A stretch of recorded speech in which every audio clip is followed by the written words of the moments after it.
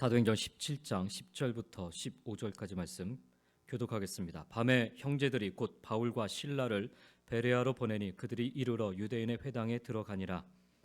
베레아에 있는 사람들은 데살로니가에 있는 사람들보다 더 너그러워서 간절한 마음으로 말씀을 받고 이것이 그러한가 하여 날마다 성경을 상고하므로 그 중에 믿는 사람이 많고 또 헬라의 귀부인과 남자가 적지 아니하나 데살로니가에 있는 유대인들이 바울이 하나님의 말씀을 베레아에서도 전하는 줄을 알고 거기도 가서 무리를 움직여 소동하게 하거늘 형제들이 곧 바울을 내보내어 바다까지 가게 하되 실라와 디모데는 아직 거기 머물더라. 바울을 인도하는 사람들이 그를 데리고 아덴까지 이르러 그에게서 실라와 디모데를 자기에게로 속히 오게 하라는 명령을 받고 떠나니라. 아멘. 오늘 이 말씀을 가지고 열심이라는 제목으로 여러분과 좀 말씀을 나누겠습니다. 열심이라는 단어를 사전을 통해서 좀 찾아보니까 어떤 일에 온 정성을 다한다 혹은 온 정성을 다하는 그런 마음이라고 적혀 있습니다.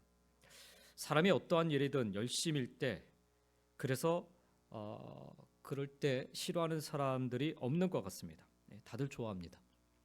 그게 세상 일이든 하나님 일이든 그런 것 같습니다. 저도 그래서 무슨 일이든 일단 시작하면 열심으로 남들 알아주든 안 알아주든 온 정성을 다해 열심으로 하려고 노력을 합니다.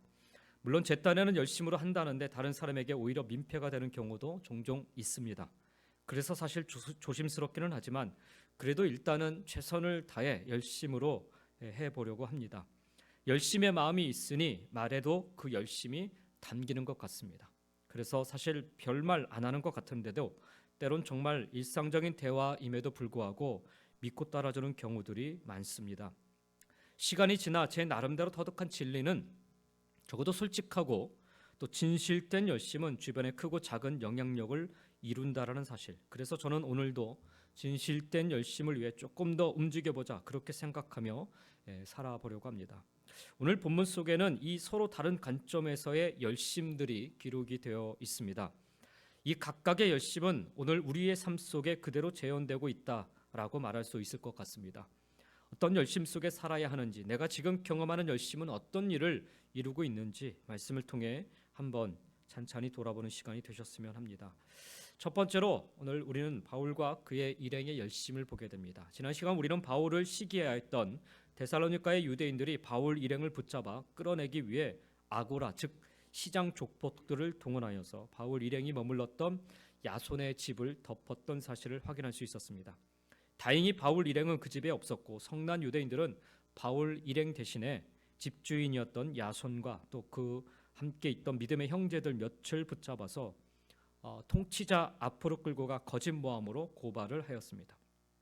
그 고발을 듣고 통치자들은 야손과 믿음의 형제들이 바울이 다시 나타났을 경우에 반드시 신고하겠다라는 그런 서약서를 받고서야 그들을 풀어 주었습니다. 그리고 밤이 되자 데살로니가의 믿음의 형제들은 바울 일행을 급히 베레아로 피신시킵니다.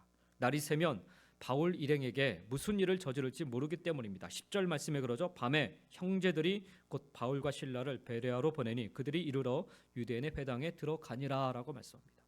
베레아는 데살로니가에서 서남쪽으로 약 한 50마일 정도로 걸어서 대략 사흘 정도의 길이 됩니다. 믿음의 형제들의 도움으로 밤에 급박하게 데살로니가를 떠나서 사흘길을 꼬박 걸어 베레아에 도착한 바울 일행은 휴식을 취하기도 전에 곧장 그곳에 있던 유대인 회당을 찾아갑니다. 바로 복음을 전하기 위함이었습니다. 생명의 위험과 또 위협과 고난 속에서 언제부터인가 바울과 그의 일행은 한 가지 사실을 터득하게 됩니다. 그것은 바로 그 어떤 상황에 의해서라도 하나님의 복음은 증거가 되고 또 그로 인하여서 구원의 역사가 계속해서 나타나고 있다라는 사실입니다. 그래서 바울과 그의 일행은 핍박을 받고 고난에 처하며 생명의 위협으로 또다시 떠나야 되는 상황에서 몸을 사리거나 숨거나 잠시 숨을 고르며 휴식을 취하는 게 아니라 그 고난을 통해 하나님께서 또 다른 사역의 현장으로 자신들을 부르신 것이며 또 다른 구원받을 자를 만나게 하시는구나 그렇게 여기고 더 적극적으로 복음을 전하는 열심을 나타냅니다. 오늘 본문에서도 또다시 도착하였던 베레아에서 곧장 회당을 먼저 찾아가 복음을 전하게 됩니다. 그 이유도 바로 이와 같은 연유 때문입니다. 그리고 한시도 지체하지 않은 이유는 또다시 언제 어떻게 이곳을 떠날지 모르기에 잠시도 쉴 틈 없이 정신없이 열심으로 복음을 전해야만 한다, 그렇게 여겼기 때문입니다. 고난이 찾아오면, 내 뜻대로 되지 않는 상황이 발생하면, 무언가에 떠밀려 자리를 떠나 새로운 환경으로 가야 한다면 조금은 숨을 죽이고 상황이 정리될 때까지 기다리며 어떤 기회를 만날지 찾을 수 있을지 관망하기 쉽습니다. 그게 일반적이라 할 수 있죠. 그 고난의 상황이 하나님이 내게 주신 기회이고 허락하신 기회라 여기지 않습니다. 그래서 적극적으로 하나님의 일을 위해 뛰어들지 않습니다. 조금은 뒤로 물러나 상황이 어떻게 진행이 되는지 천천히 관망하려 합니다. 조금이라도 내가 원하지 않는 상황, 그런 상황으로 일이 흘러갈 것 같으면 이내 손 털고 그 자리를 박차고 나가려 합니다. 그게 일반적이라 할 수가 있습니다. 그런데 바울과 그의 일행은 달랐습니다. 어느새 하나님을 향한 복음을 위한 열심으로 똘똘 뭉쳐 단 한 시간을 회당에서 외친다 하여도 최선을 다해 반드시 구원받을 자들을 하나님은 준비하여 놓으셨음을 믿고 열심으로 복음을 증거하며 살았습니다. 밤새 걸어서 베레아까지 갔는데 조금도 쉬지 않고 바로 회당에 들어가서 복음을 전했던 이유가 바로 그것입니다. 실제 이곳 베레아에서도 채 사흘을 전하지 못하고요, 또다시 아덴으로 떠나야만 했습니다. 벌써 이렇게 쫓기며 떠나야만 했던 시간들이 이게 한 번이 아니죠. 여러 차례나 됩니다. 이 정도 되면 그냥 포기하고 숨죽이며 있다가 좀 안전하다 싶으면 그때 가서 복음을 전하면 될 터인데 정말 쉴 틈도 없이 회당에 들어가 정신없이 복음을 전하고 가르치다 쫓기듯 떠나고야 맙니다. 그런데 참으로 놀랍게도 그 짧은 시간 복음을 전했음에도 불구하고 믿는 자들이 생겨났고 구원받은 이들로 인해서 그곳에 교회가 세워지게 됩니다.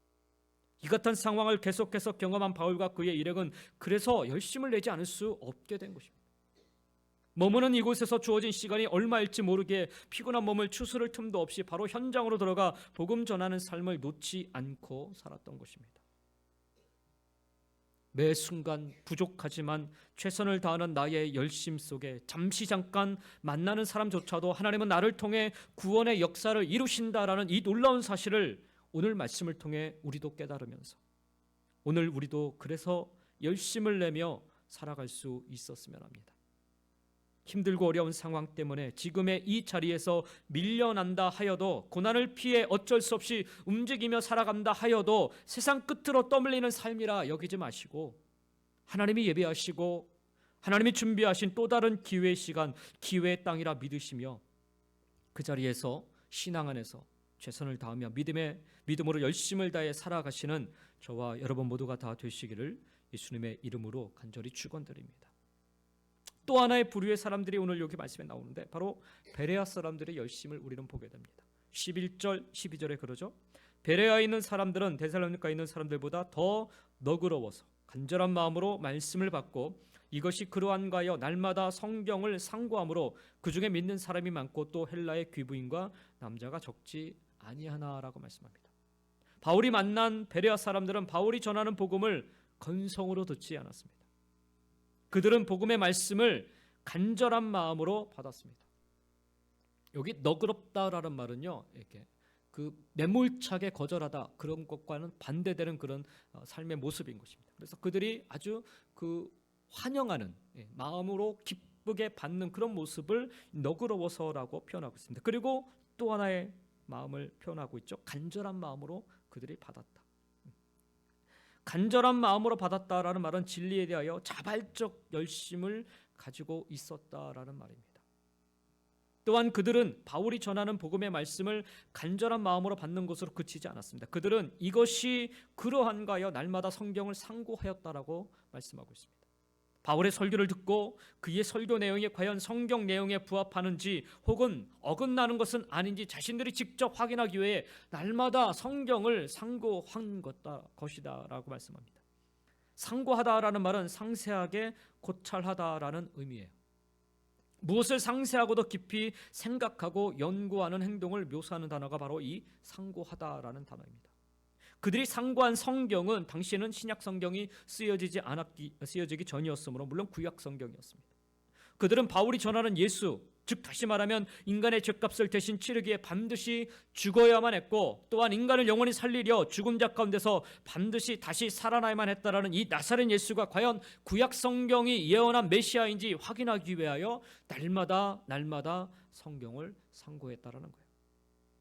로마 황제의 그 왕궁에서 태어난 것이 아니라 외양간 구유에서 태어나 로마 제국 변방 중에 변방인 갈릴리 빈민들과 어울려 살았던 나사렛 예수가 구약 성경이 증언하는 여호와 하나님의 독생자가 맞는지 확인하려 날마다 성경을 상고한 것입니다.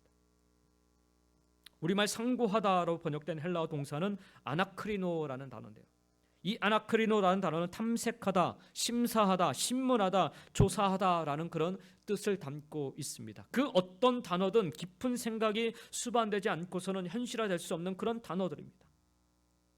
그들이 날마다 성경을 그렇게 깊이 생각한 것은 단순히 성경에 대한 지적 호기심이나 신학적 흥미를 충족시키기 위함이 아니었습니다. 12절에 그러죠. 그 중에 믿는 사람이 많고 또 헬라의 귀부인과 남자가 적지 아니하나라고 말씀합니다.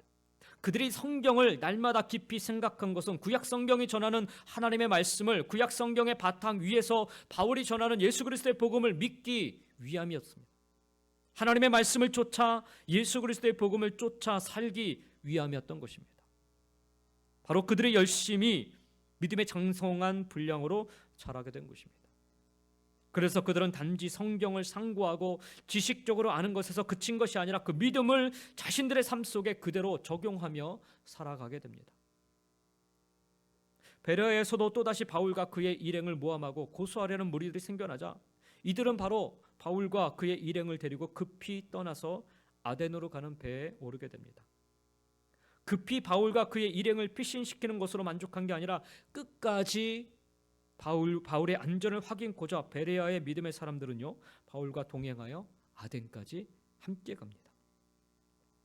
어느새 그들도 바울과 같이 살고자 하는 열심이 생겼던 것입니다. 바울처럼 복음을 위해 살고자 하는 열심이 생긴 것이며 복음의 증인된 삶을 사는 바울 곁에서 함께 열심으로 살고자 하는 그런 모습으로 변화된 것을 보게 됩니다. 하나님의 말씀을 매일매일 상고할 정도로 신앙의 깊이를 보이던 베레아 사람들은 어느새 말씀에 대한 열심에서 말씀대로 사는 열심으로 변모해 갔던 것을 우리는 보게 됩니다. 저는 이것이 오늘 우리가 찾아야 할 우리 신앙의 열심의 모습이라 생각합니다. 말씀의 사모함 참 중요하고 좋습니다.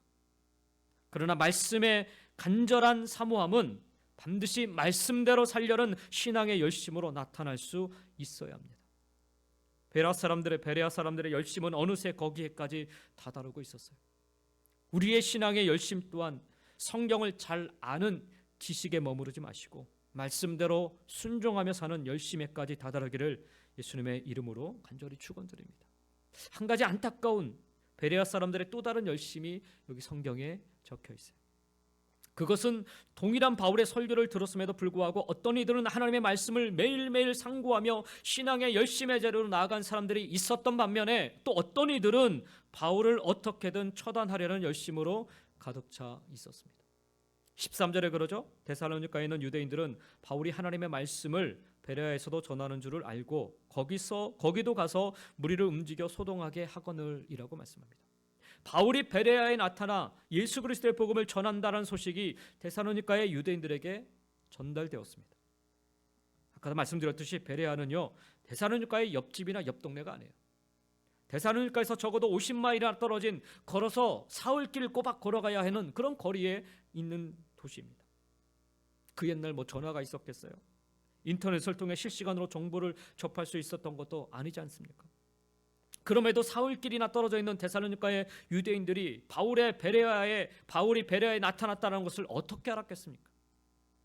그날에 바울로부터 설교를 들은 베레아의 유대인들 가운데 누군가가 사흘길이나 떨어져 있는 데살로니가 유대인들을 직접 찾아가 그 사실을 알려주었기 때문일 것입니다. 만약 그렇다면 바울을 헤아려는데 이 얼마나 열심히 특심인 사람들입니까? 바울의 설교를 들은 베레아의 유대인 중 한 명은 데살로니가로 향한 거예요. 데살로니가는 이웃 마을도 아닌 걸어서 사흘길이나 되는 먼 곳이었는데 그가 그 먼 곳 데살로니가를 찾아간 이유는 단 하나, 바울을 해치려는 데살로니가의 그 유대인들에게 베레아 출신의 바울이 베레아에 나타났다는 것을 알리기 위함이었습니다. 그 사람이 그 일에 얼마나 사명감을 느꼈으면, 얼마나 열심이었으면 사흘 길을 멀다 않고 단숨에 찾아갔겠습니까? 오늘도 이같이 어둠의 일을 위해 열심을 내는 사람들이 있습니다.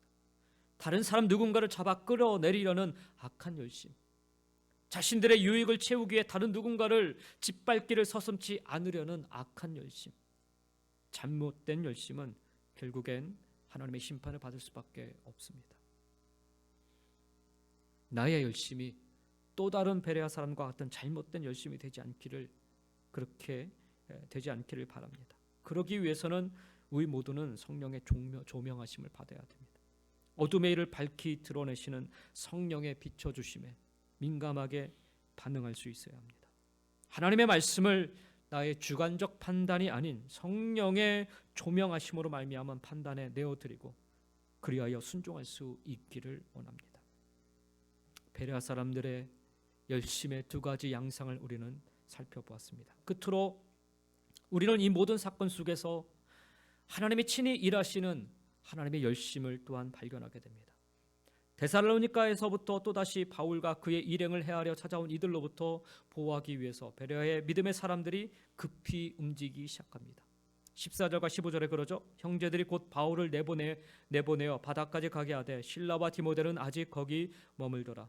바울을 인도하는 사람들이 그를 데리고 아덴까지 이르러 그에게서 실라와 디모데를 자기에게로 속히 오게 하라는 명령을 받고 떠나니라 말씀합니다. 베레아의 믿음의 형제들 가운데 몇 명이 바울을 항구로 인도에 갔을 뿐만 아니라 항구에서 바울과 함께 배를 타고 아덴까지 직접 동행하였습니다. 베레아에서 아덴까지는요 무려 200마일이나 떨어져 있었습니다. 그 먼 곳까지 함께 동행한 것입니다. 베레아를 덮친 데살로니가의 그 유대인들이 얼마나 살기 등등했던지 자신들이 바울과 목적지까지 동행하지 않고서는 안심할 수 없었던 것입니다. 그 결과 바울이 마게도냐 땅을 넘어서서 자신의 계획에도 없던 아가야 땅으로 바울이 가게 됩니다. 베레아의 형제들이 바울을 한국까지 인도한 것으로 그치지 않고 함께 배를 타고 아덴까지 동행했다라는 것은 그때 상황이 얼마나 다급했는지를 우회적으로 설명해 주고 있는 것입니다. 그 다급한 상황에서 항구에 다다른 그들은 어느 배의 행선지가 어디냐를 따질 형편이 아니었어요. 야, 저 배는 저쪽으로 가고 이 배는 이쪽으로 가고 이런 걸 따질 형편이 아니었어요. 그들의 급선무는 항구에서 가장 빨리 출항하는 배를 타는 것이었어요. 바울을 해치려 베레아를 덮친 데살로니가 유대인들이 한국까지 바울을 추격해 오지 않는다는 보장이 없었기 때문이죠. 그 당시 선박들은요 정기선이 아니었으니까 부정기선이니까 그때마다 출발하는 거예요. 그러니까 정해진 출발 시간이 별도로 있는 게 아니라 승객과 화물이 다 차면 그냥 출발하는 거예요. 바울과 베레아의 형제들이 다급하게 항구에 도착했을 때 마침 출항 직전에 배가 있었고 생각할 겨를도 없이 그 배에 오르고 보니까 로마 제국의 속주였던 아가야의 아데노로 향하는 배였음을 알 수 있습니다. 이미 우리가 알고 있는 것처럼 아시아 대륙의 바울이요 에게를 건너서 유럽 대륙으로 찾아간 것은 아시아 대륙의 그 드로아에서 보았던 마게도냐 사람의 환상 때문 아니었습니까? 마게도냐를 건너와서 우리를 도우라 요청하는 그 마게도냐 사람의 환상을 주님의 인도하심으로 받아들인 바울은 일행과 함께 지체 없이 배를 타고 로마 제국의 속주였던 마게도냐로 건너갔던 것입니다. 그 마게도냐가 유럽 대륙을 찾아간 바울의 본래 목적지였죠. 그때 바울은 1차 전도 여행 중에 방문하였던 오늘날로 따지면 터키 대륙의 여러 도시들을 재방문한 이후였습니다. 따라서 바울은 목적지인 마게도냐에서 전도 활동을 마치면 필경 거기에서 2차 전도 여행을 매듭 짓고 자신의 본거지인 아시아 대륙의 수리아 안디옥으로 귀환했을 것입니다. 그게 사도 바울의 일정의 그런 패턴이기 때문에 그래요. 그러나 바울이 이 베레아에 나타났다는 소식을 접하고 바울을 해치기 위해 베레아를 덮친 이 데살로니가 유대인들의 그 악행 탓에 바울은 생각지도 않았던 아가야의 아덴으로 진출하게 된 것입니다. 아시아 땅으로 다시 돌아가게 된 게 아니라 아덴으로 가게 됐어요. 이 같은 예상치 못한 계획은 바로 하나님의 인도하심으로 말미암은 결과였습니다. 비록 바울을 시기한 유대인들이 핍박으로 인한 급히 쫓기도 도망가는 발걸음이었지만 바울은 뜻하지 않게 마게도냐 땅을 넘어서서 아가야 땅의 아덴으로 가게 되었고요. 바울이 아덴으로 갔기에 그는 아가야의 또 다른 주요 도시인 고린도를 찾아갈 수 있게 됩니다. 고린도를 찾아갔기 때문에 오늘 우리 손에 읽히고 있는 이 고린도 전서 후서, 이 말씀이 신약 성경의 일부가 될 수 있었고, 바울이 고린도를 찾아갔기 때문에 그의 심장 속에 로마 제국의 심장인 수도 로마에 대한 그 전도의 사명감이 싹틀 수 있었습니다. 바울이 아덴을 거쳐서 고린도에 도착한 이후에 로마에 대한 복음 증거에 대한 사명을 불태우게 됩니다. 이처럼 바울은 계속되는 박해와 모함과 고난 속에서 이 땅의 진리의 빛을 확산시키시려는 주님의 뜻을 이루어갈 수 있었습니다. 이 모든 일이 바로 하나님의 열심 때문이었습니다. 하나님의 열심은 오늘도 우리의 예상과 기대를 벗어나서 하나님 당신의 뜻을 이루기 위해 역사하고 계신 줄 믿습니다. 때로 선한 일을 이루었음에도 불구하고, 그렇잖아요. 사도 바울이 귀신 들린 그 여인을 고쳐줬는데 선한 일을 위해서 고쳐준 거예요. 그럼에도 불구하고 모함을 받고 빌립보 감옥에 갇히, 그런 일이 일어나죠. 그렇게 선한 일을 이루었음에도 불구하고 모함을 받고 감옥에 갇히기도 하시고, 때로 모진매를 맞을 만큼 고난과 고통의 현장 속에 내모실 때도 계십니다. 사역의 현장 속에 준비된 영혼들을 만나기도 하시고, 정말 말할 수 없는 사역의 기쁨을 맛보기도 하십니다. 그러나 예기치 않은 핍박과 내몰리고 내쫓기는 그런 억울한 상황에 놓일 때도 있습니다. 이게 과연 하나님을 위해 받는 대우가 맞나 싶을 정도로, 이게 정말 하나님이 당신을 위해 일하는 종들을 대하시는 태도가 맞나 싶을 정도로, 과연 이걸 믿음의 종들이 받는 축복이라 할 수 있을까, 그렇게 생각할 정도로 하나님의 열심은 오늘도 여지없이 우리의 예상과 기대를 벗어날 때가 많습니다. 그러나 그런 때라도 하나님을 향한 신뢰를 놓지 않고 살아간다면, 하나님을 향한 굳은 믿음 속에 살아간다면, 바울이 경험하는 사도행전 속 그 믿음의 놀랍고 신나는 일들이 계속해서 우리 삶 속에서도 펼쳐지고 있음을 우리는 보게 될 것입니다. 하나님 정말 살아계시구나 라는 탄성이 저절로 터져나오는 그런 놀라운 순간들을 우리도 경험하게 될 줄 믿습니다. 사랑하는 성도 여러분, 하나님의 열심은 오늘도 계속되고 있습니다. 우리의 열심도 오늘도 계속될 수 있기를 원합니다.